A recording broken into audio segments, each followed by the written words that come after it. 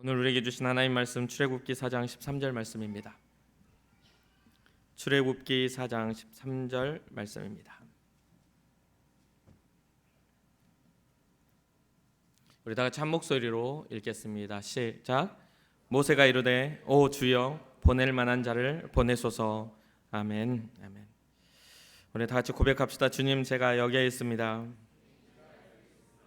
옆 사람도 한번 축복합시다. 주님, 제 옆 사람도 여기에 있습니다. 축복해 주세요.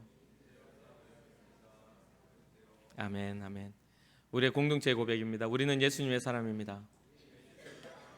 우리는 예수님 안에 있습니다. 우리의 삶에는 예수님의 흔적이 있습니다. 아멘. 아멘. 아멘. 진정으로 우리의 삶에 예수 그리스도의 흔적이 있기를 주님의 이름으로 축복합니다.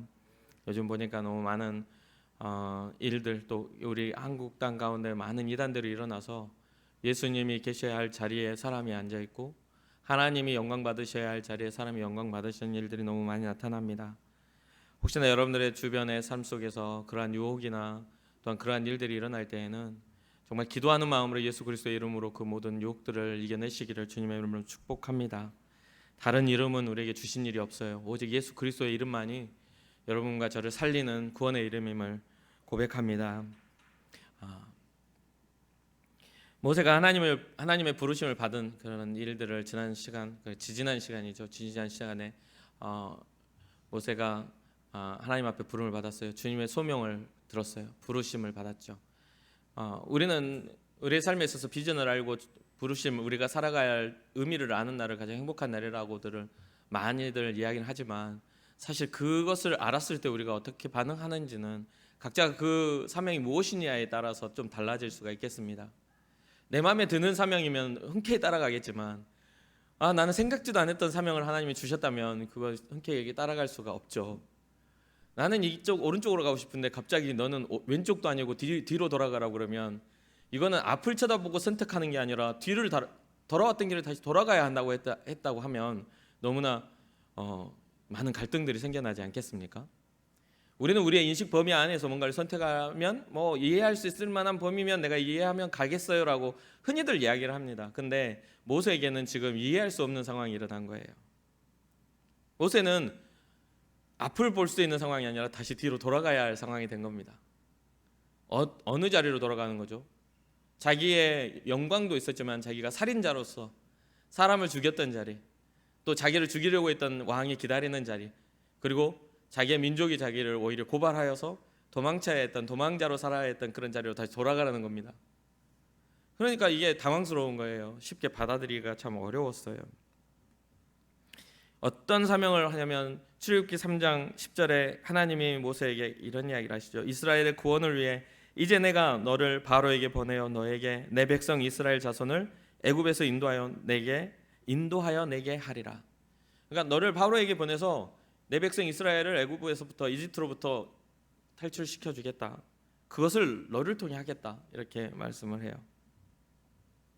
우리는 이스라엘 역사 가운데 모세라는 인물이 굉장한 위대한 인물인 것임을 성경을 통해 이미 알고 있기 때문에 그냥 모세하면 이스라엘을 이집트로부터 탈출시킨 위대한 인도자로 우리 기억을 하죠.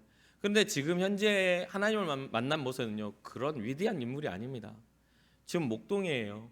양을 치며 40년 동안 늙어가고 있는, 나이가 80세 된 사람이에요. 젊고 혈기가 있고 뭔가 가능성이 있어서 뭔가 지금 포기하고 다른 걸 선택해도 될 수 있을 만한 나이가 아니에요. 다른 걸 선택하기엔 너무 늦은 나이인 거죠. 그래서 지금 현재 모세의 모습을 보면 굉장히 자신감이 떨어져 있는 그런 모습을 보게 돼요. 오늘 이제 5번의 변론이 하나님과 모세와의 대화가 쭉 이어지는 그 내용입니다. 하나님은 모세와의 변론을 통해서 이스라엘을 구원하는 일에 모세가 나아가야 함을 이야기하고 있고요. 모세는 자기가 갈 수 없는 이유에 대해서 계속해서 말하고 있는 상황이에요. 하나님은 나아가라, 나는 갈 수 없어요. 너 해라, 나는 힘이 없어요. 이 상황입니다. 모세에게 왜 그런 일이 일어났을까요? 이집트 왕자로서 가졌던 모든 많은 화려한 지식, 이집트의 그러한 왕자로서 지냈던 그 화려함은 다 이제 빠져버렸어요. 자신이 가지고 있었던 자존감과 가치가 완전히 상실되고 살인자여 도망자인 삶으로 또 미디안 땅의 양치기로 살아가며 모든 것들이 처절하게 낮아진 모세의 모습 속에 자신이 양치고 있는 자신이 민족의 인도자가 된다는 말을 이해할 수가 없는 거예요. 이게 와닿질 않아요. 너무 커요. 목동인 사람을 자기의 민족을 이끌으라고 하니까 너무 큰 거예요. 그러니까 이게 마음에 와닿지 않는 거죠. 모세가 거절하는 것과 그에 대한 답을 하나님이 어떻게 제시하시는지를 오늘 본문은 이야기하고 있습니다.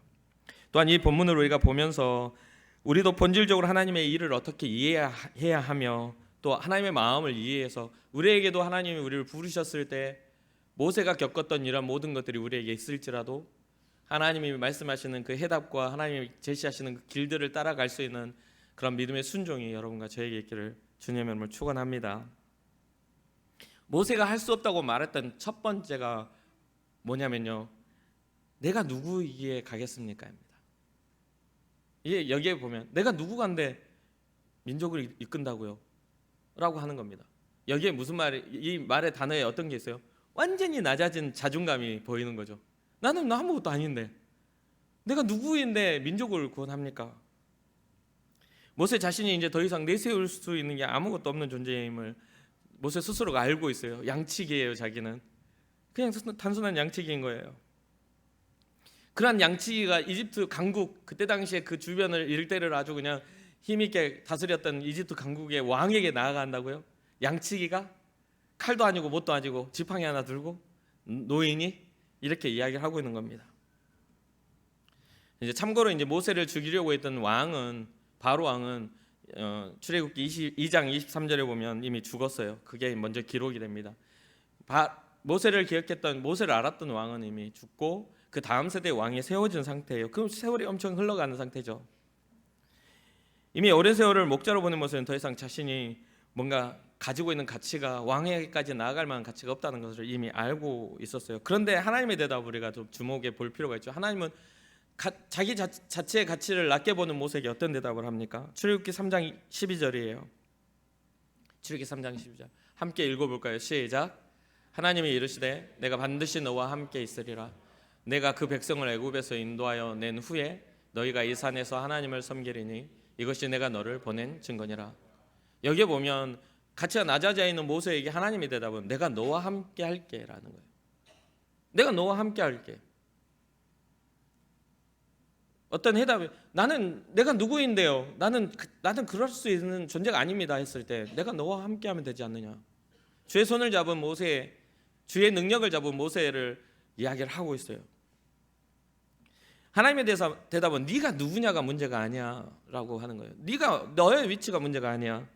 하나님 자신이 내가 너와 함께 하는 게 중요한 거야 라고 지금 인식을 시키고 있어요. 모세가 가진 권위나 가능성의 문제가 아니라 하나님, 바로 왕 앞에 나아가는 그 모세에게는 위대하신 왕이 함께 하신다라는, 정말 가장 세상에서 창조주이시며 위대하신 왕이 모세와 함께 하시겠다는 약속을 하고 계시는 거예요.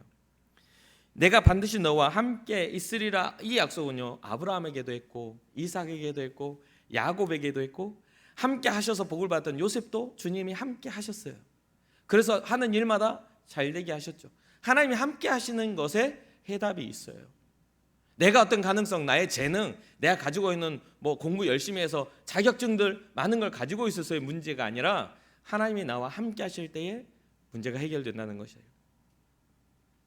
디모데전서 1장 17절에 이렇게 기록하죠. 영원하신 왕 곧 썩지 아니하고 보이지 아니하고 홀로 하나이신 하나님. 영원하신 왕, 보이지 아니하고 썩지 아니하고 홀로 하나이신 그 하나님이 지금 모세와 함께 하시겠다는 약속을 하고 있는 거예요. 오늘날 디모데전서는 신약에 와서 바울을 통해 기록되었죠. 디모데에게 바울이 기록한 기록이잖아요. 바울이 하는 말이 그거예요. 영원하신 왕, 그분이, 그 하나님이 너와 함께 있었으면 좋겠다. 여러분, 우리에게도 그런 약속이 필요합니다. 하나님 나와 함께 하여 주옵소서. 그런 게 필요한 거예요. 내 재능과 내가 가지고 있는 것들이 문제가 아니라 주님이 나와 함께 하시느냐가 그게 중요한 문제예요. 그런 약속을, 위대하신 왕이 함께 하신다는 약속을 들었는데 모세가 두 번째 또 질문을 합니다. 뭐라고 질문합니까? 두 번째 변론이에요. 그럼 당신을 누구라고 말해야 됩니까? 당신을 누구라고 말해야 합니까? 모세는 하나님에 대한 확신이 필요했고 또 그것을 그 이스라엘 백성에게 말할 수 있는 이유가 필요했어요. 근데 지금 겪고 있는 모든 일, 호렙산 가운데 떨기나무 가운데 불꽃 가운데 나타나신 하나님은 모세만 만나고 있어요. 모세만 대면한 거야. 그러니까 자기만 알고 있는 내용을 백성들한테 말한다고 믿을까요? 현실적인 합리적인 그런 의심을 하는 거예요. 합리적인 판단을 한 겁니다. 당신을 뭐라고 표현해야 됩니까? 당신이 누구라고 말해야 됩니까? 그 말은 무슨 말이냐면 내 말을 누가 믿어주겠습니까? 내가 지금 이 하는 말을 누가 믿어줄 수 있겠습니까? 이미 나는 광야에서 생활하는 그런 상황에서 그 목동으로 살아갔을 때 그 고대의 그 사회 속에 목동에 살았으면 얼마나 추리하고 얼마나 막 수염 깎았을지 안 깎았을지 모르지만 그때 당시 문화는 수염을 길게 길었을 거 아니에요. 지금도 많은 사람들이 이스라엘 사람들 수염을 기는 걸 굉장히 그런 자기의 어떤 권위로 생각하는데 수염도 길고 머리도 길고 막 목자로서의 그 삶을 살고 있을 때 그 야인과 같은 삶을 화려한 이집트의 사람도 아닌 진짜 미디안 땅에서 40년 동안 목자로 살았던 그 사람이 와가지고 하나님이 말씀하신다 지팡이 들고 그러면 어디서 미친놈이 더럽게 냄새나는 놈이 와가지고 그런다 말할 수 있을 거잖아요. 그러면서 말했을 때 하나님 당신을 누구라고 말해야 저들이 믿을 수 있습니까? 내가 산에 올라갔더니 불꽃이 막 떨기나무 가운데 있는데 그게 꺼지지 않고 타지도 않는 거야 하여 신기해서 갔더니 하나님을 만났다. 누가 믿어요? 안 믿어진다는 거예요. 그리고 그 만난 하나님이 너희를 구원하라고 나를 보내셨다? 믿어지지 않죠.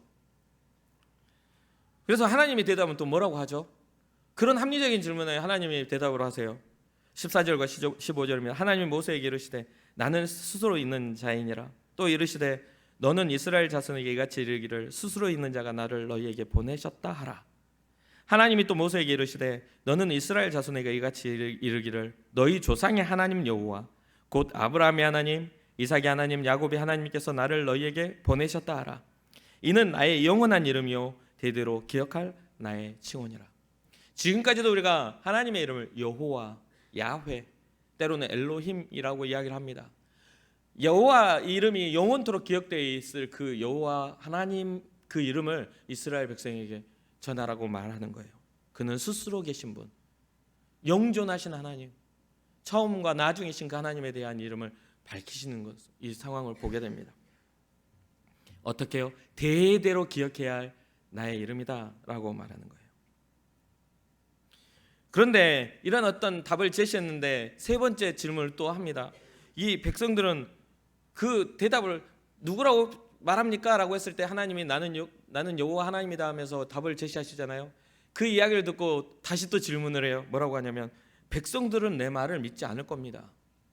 백성들은 나를 믿지 않을 겁니다. 출애굽기 4장 1절에 모세가 대답하여 이르되 그러나 그들이 나를 믿지 아니하며 내 말을 듣지 아니하고 이르기를 여호와께서 내게 나타나지 아니하셨다.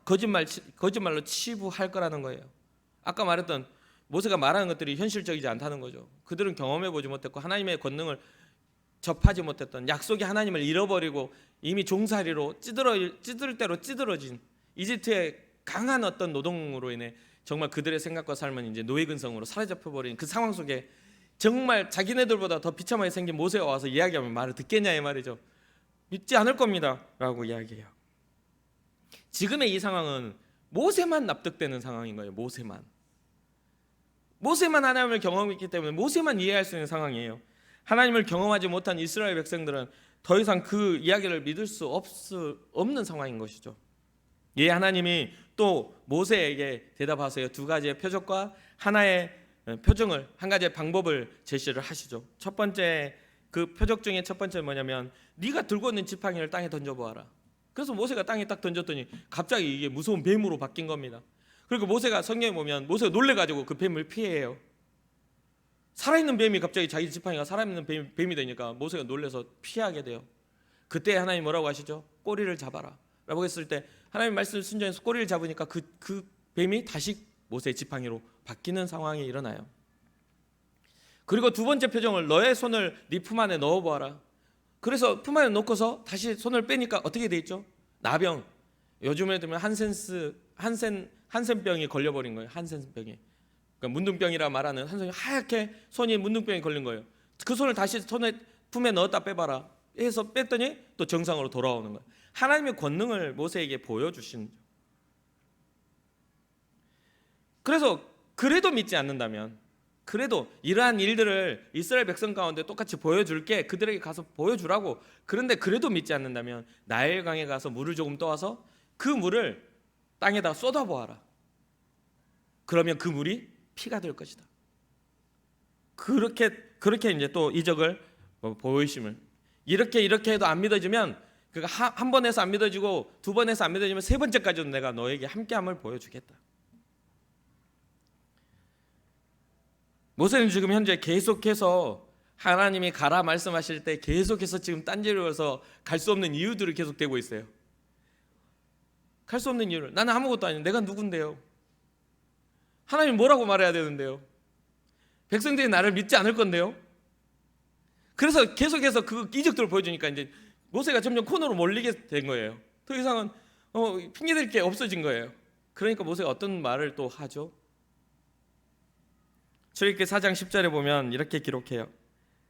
모세가 여호와께 아뢰되 오 주여 나는 본래 말을 잘 하지 못하는 자입니다. 주께서 주의 종에게 명령하신 후에도 역시 그러하니 나는 입이 뻣뻣하고 혀가 둔한 자입니다. 나는 본래 말을 잘 못합니다. 나는 입이 뻣뻣하고 말을 잘 못해요. 둔합니다. 라고 하면서 핑계거리가 이제 될 수가 없어요. 나는 내 자존감이 낮다고 하니까 하나님 나와 함께 하신다고 하고, 하나님 누구냐고 말하니까 또 명확하게 나는 스스로 있는 자고, 아브라함과 이삭과 야곱에게 약속된 여호와, 영원한 여호와의 이름을 가진 여호와 하나님이다 라고 하고 자기를 증명하니까, 아니 그럼 이제 사람들이 안 믿을 텐데요. 그럼 기적을 통해 증명해 줄게 한 거예요. 그러니까 이게 이제 모세가 할 말이 없어진 거예요. 할 말이 없어지니까 무슨 말이 나와요? 내가 말해서 졌구나. 하나님과의 어떤 변론에서 내가 계속 지고 있구나. 나는 본래 말 못해요. 나는 입이 뻣뻣하고 둔해서 잘 표현도 못해요. 그들에게 가서 전화를 하는 것도 잘 못할 거예요 라고 또 핑계를 또 대는 겁니다. 이 상황에서 보면 진짜 하나님 이 말씀을 묵상할수록 하나님 입장에서 보면 진짜 마음이 답답하죠. 진짜 역사적으로 위대한 용도자라는 사람의 첫 번째 이 시작이 정말 답답하고 정말 힘든 그런 상황에 하나님 계속 설득을 하고 계시는 바예요. 근데 모세 입장에서 충분히 이해가 됩니다. 이미 모세는요 그런 것을 감당할 만한 자기의 상황의 수준이 땅에 떨어져 있는 상태니까, 자기의 어떤 그런 자존감이 완전히 바닥에 떨어져 있는 상태니까 뭔가를 하라고 해도 잘 안 되는 상황이죠. 근데 하나님의 열정, 이스라엘을 구원하시려는 하나님의 열정 앞에서는 정말 힘이 빠지는 그런 대답들을 해요. 나는 말 못해요 하나님. 나 입이 뻣뻣해요. 그러니까 나는 못하겠어요. 계속 자신감 없는 이야기 계속 하고 있는 거잖아요. 그때 하나님이 참으시며 또 다시 말씀을 하시죠. 출애굽기 4장 11절부터 12절 우리 다 같이 한번 읽어볼까요? 시작.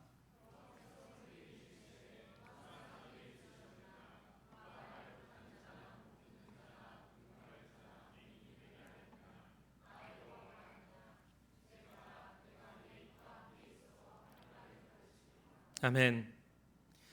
계속 안 된다라는 모세, 나는 말도 못하고 본래 말도 못하고 입도 뻣뻣한다는 그 모세에게 내가 창조주이지 않느냐, 내가 너를 만들고 내가 조성하지 않았느냐, 모든 것들을 내가 만들고 모든 것들을 내가 주도하지 않았느냐, 그러니까 내가 너의 입과 함께 할 테니까, 네가 할 말을 가르쳐 줄 테니까 이제 좀 제발 좀 가라, 좀 그냥 가, 시키는 대로 좀 해봐. 내가 너를 지명해서 내가 나의 일꾼 삼아서 보내려고 하는데 왜 자꾸 그렇게 핑계거리가 많아? 왜 자꾸 그렇게 안 된다는 말만 하고 있어? 그냥 가, 내가 말할 거 가르쳐 줄게 라고 이야기를 해요. 하나님이 굉장히 적극적으로 표현하시죠. 이제 모세가 이 성경을 보면 되게 재밌어요. 모세가 코너에 몰리고 또 몰려가지고 계속해서 거절을 좀 완곡하게 하잖아요. 지금 직설적이지 않은 완곡한 거절, 뭔가 핑계거리로 계속 거절을 하고 있잖아요. 난 못해요. 난 자존감이, 나는 뭐 그럴 만한 사람이 못 돼요.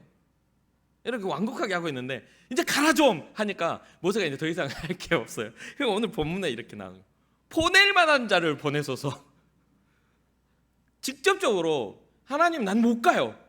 나는 안 갈 겁니다. 나를 보낼 만한, 나는 그런 사람이 아닙니다 라고 하면서 보낼 만한 자를 보내소서.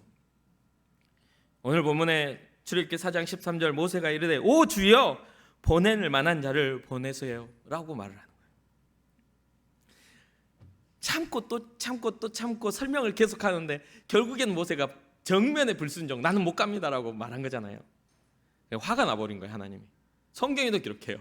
하나님이 화가 나가지고 합리적인 의문으로 또 충분히 하나님이 이해하실 수 있을 만한 것들로 물었을 때는 하나님이 화를 내시지 않았어요. 다 그걸 다 설명을 하셨고 괜찮아 다 대안을 제시하셨는데 이제는 그런 합리적인 물음이 아니라 뭔가 질문이 아니라 못하겠다라는 선언을 하니까 하나님이 화가 나신 거예요. 나는 못합니다라는 선언을 해버린 거예요.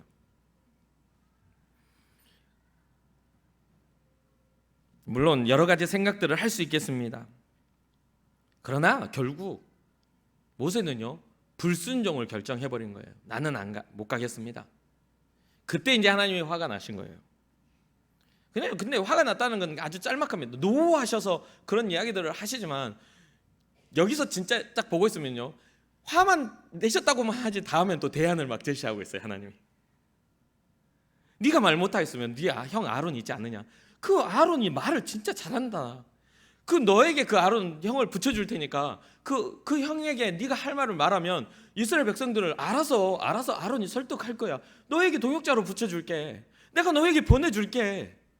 좀 제발 좀 가라 좀. 못한다 하지 말고 내가 너를 위해서 다 준비해 놨는데 왜 안 된다는 말만 하냐. 가라고 라고 하면서 적극적으로 노했다는 말씀은 짤막하게 나오고 또 다른 계속 제시를 해요. 왜 이런 현상이 일어났나. 하나님의 관심은요 개인의 자질의 문제를 평가하고 판단하는 그 관심이 아니었어요. 모세의 자질의 문제를 판단하는 상황이 아니었어요. 하나님의 관심은 하나님이 이스라엘과 약속하셨던 구원을 이루시기 위한 하나님의 구원의 하나님의 생각은 온통 집중되어 있기 때문에 개인의 연약함이 하나님의 발걸음을 막을 수가 없었어요. 개인의 어떤 낮아진 자존감과 열등의식이 하나님의 열정을 막을 수가 없었다는 거예요.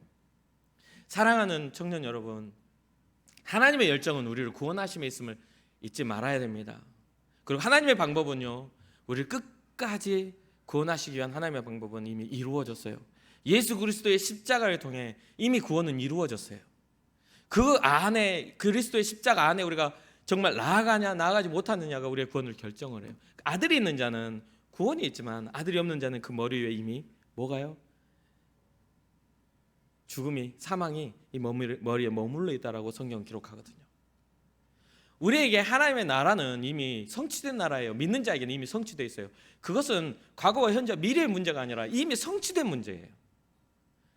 그런데 그 모든 가능성이 뭐가 결부되어 있냐면 처음부터 선악과를 따먹게 만들었던 죄의 가능성이 우리에게 계속해서 우리를 넘어지게 만드는 거예요. 하나님 앞에 넘어지게 만드는 죄의 가능성들, 하나님의 자리에 다른 것들이 세워져 갈 수밖에 없게 만드는 우상의 일들과 하나님의 어떤 복음의 일들의 변질들이 점점 우리를 넘어지게 만든다는 겁니다. 하나님은 모세의 약함에도 불구하고 계속해서 대안을 제시하세요.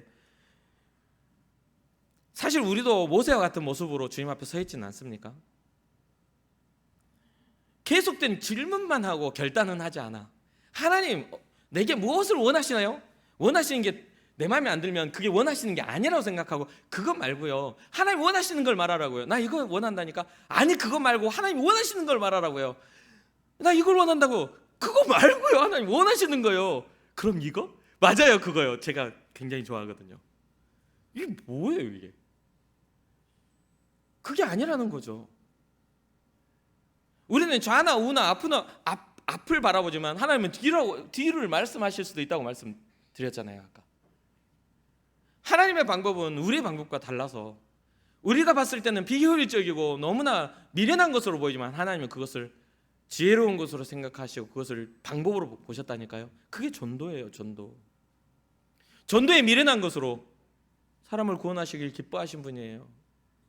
세상의 어떤 법칙 안에 지혜로움이 아니라 미련하지만 단순하지만 예수 그리스도의 이름을 붙잡고 나아가는 자들에게 하나님 복을 주신다는 거예요. 그것을 우리는 잊지 말아야 돼요. 우리의 재능과 우리의 가치, 우리의 자질로 하나님 앞에 서는 게 아니라는 거죠. 모세와 같이 합리적인 질문은 있을 수 있어요. 그 모든 질문에는 순종이라는 답이 있어야 된다는 겁니다.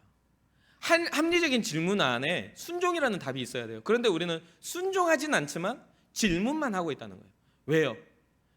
그렇게라도 하지 않으면 내 신앙이 없는 것처럼 보이거든요. 그렇지 않아요?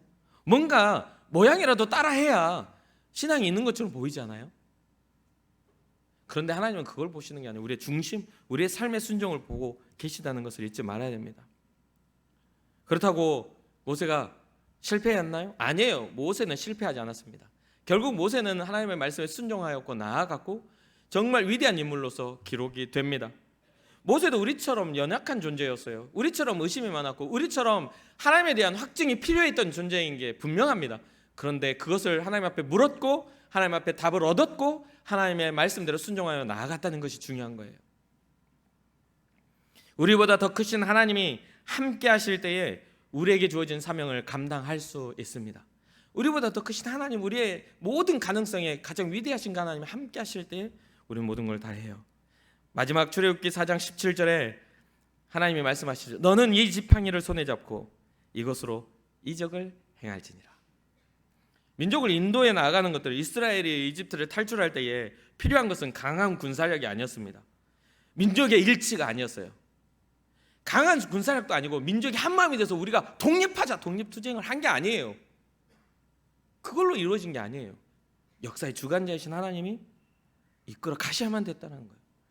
모든 것들을 주도하셨고 구원하시기에 작정하신 하나님의 계획이 있었다는 거예요. 하나님의 손에 칼과 창이 아닌 모세의 손에 칼과 창이 아닌 하나님의 선택하신 자의 지팡이가 들려졌다는 거예요. 방법이 투쟁과 힘이 아닌 하나님의 능력이었다는 거예요. 하나님이 함께 하시는 증거는 이 지팡이를 통해 나타나고 나타내십니다. 사랑하는 청년 여러분, 오늘 하나님의 말씀 다시 한번 정리를 해볼게요. 하나님이 자신의 백성 이스라엘을 구원하시기에 모세를 부르시는데 모세는 계속해서 자신은 부족하다고 또 여러 가지 연약하다고 완고한 거절을 하죠. 하지만 모세를 이해하지 못할 부분은 아니라고 제가 말씀드렸어요. 양을 치는 것과 또 살인하고 도망자의 삶을 살았던 모든 그 세월이 정말 모세를 자존감을 낮게 했고 또한 하나님 앞에 서지 못할 자기 스스로가 연약한 존재임을 알게 만드는 일이었기 때문이죠. 살인자가 되고 도망자가 된 이유도 자기 민족인 형제가 이집트의 그런 어떤 억압으로 인해 그런 막고 있을 때 이 모세의 마음이 불릴 듯 일어나 그 때렸던 이집트 사람을 살해하게 된 사건이잖아요. 그런데 그럼에도 불구하고 자기 민족을 통해 고발을 당하게 되죠. 모든 것들이 두려웠을 게 분명합니다. 모든 삶이 끝났다고 생각할 만큼 자기의 화려했던 모든 것들을 잃어버렸죠. 그러나 하나님은 다시 모세를 부르시고 하나님과의 변론을 통해 정말 모세의 두려움을 정말 이해하셨고 모세의 두려움을 다시 모세의 낮아진 자존감을 세우시기를 원했어요. 부족한 부분을 알고 계셨던 하나님은 계속해서 모세를 권면하십니다. 사랑하는 청년 여러분, 사실 우리는 모세와 같아요. 우리의 자존감이나 이런 거 상황과 환경이 받쳐주지 않으면 떨어질 수밖에 없어요. 그러나 또 우리가 모세와 같은 건 살아계신 하나님이 우리 아버지가 되신다는 것이죠. 우리를 부르셨고 우리를 구원하시겠다는 하나님의 계획이 우리에게 머물러 있다는 게 가장 중요합니다.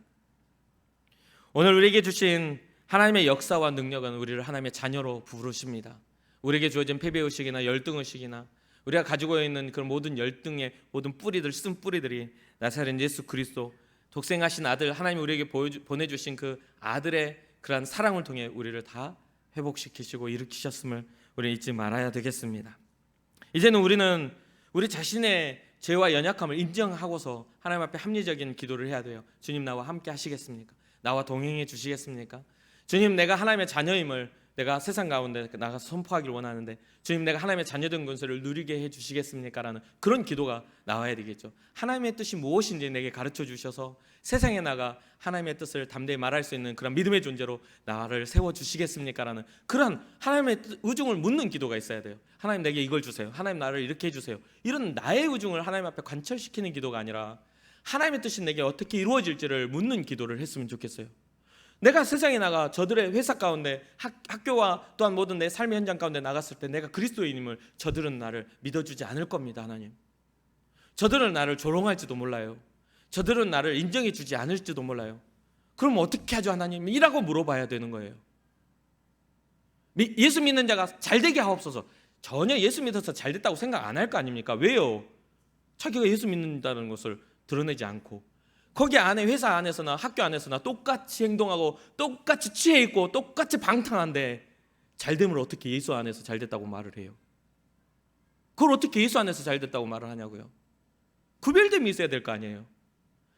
모세에게 하나님이 구별하셨던 것처럼 우리도 구별했으면 좋겠어요. 저들에 나갔을 때 저들 하나님을 뭐라고 말해야 되고 저들에 나갔을 때 하나님 그 증거가 무엇이 있어야 됩니까? 라고 말할 수 있는 우리의 구별됨이 필요하다는 겁니다. 사랑하는 청년 여러분, 우리를 구원하실 예수 그리스도를 의지할 때 우리는 세상 가운데 등이 승리할 수 있음을 저는 믿습니다. 예수 그리스도의 이름 때문에 우리는 세상에 빛이 되었고 소금이 된 거예요. 우리의 가치가 아닌 그리스도의 가치로 우리는 구원받은 자의 가치를 얻을 수 있는 거예요. 사망에서 생명으로 옮겨진 자의 가치를 갖게 된 거란 말이에요. 여러분들이 교회 안에서 좀 더 잘나고 좀 더 능력 있고 좀 더 뭔가 좋은 직장이나 좋은 어떤 사람들과 만나고 좀 더 세상 가운데 좀 높은 사람들과 교제한다고 해서 여러분들 가치가 높아지는 게 아니에요. 죽어서 썩어지면 똑같이 흙이 될 수밖에 없는 가치밖에는 가질 수가 없어요. 그런데 하나님이 보내주신 예수 그리스도의 그 가치는 우리는 죽어서 썩어지는 존재가 아니라 다시 살아나 하나님의 백성이 되는 가치를 우리는 얻게 된다는 거죠. 죽은 이후 심판의 멸망에 떨어지는 자가 아니라 죽음 이후 하나님의 영광에 하나님의 나라에 입성하는 그런 영광스러운 믿음의 사람이 될 거라는 것을 저는 확신합니다. 여러분들의 삶 속에 하나님의 능력과 은혜가 온전히 나타나서 여러분들이 하나님 앞에 물을 때마다 하나님이 응답하시는 그런 은혜가 있기를 주님의 이름으로 축원합니다.